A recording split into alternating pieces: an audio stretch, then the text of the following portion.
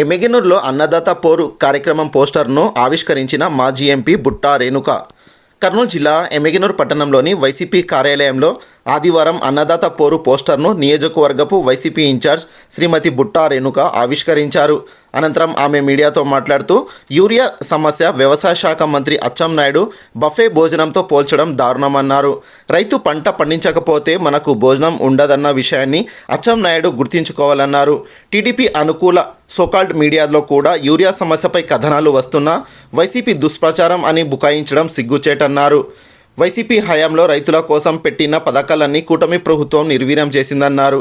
రైతులకు సరిపడా యూరియా అందిస్తూ పంటలకు గిట్టుబాటు ధర కల్పించాలన్నారు.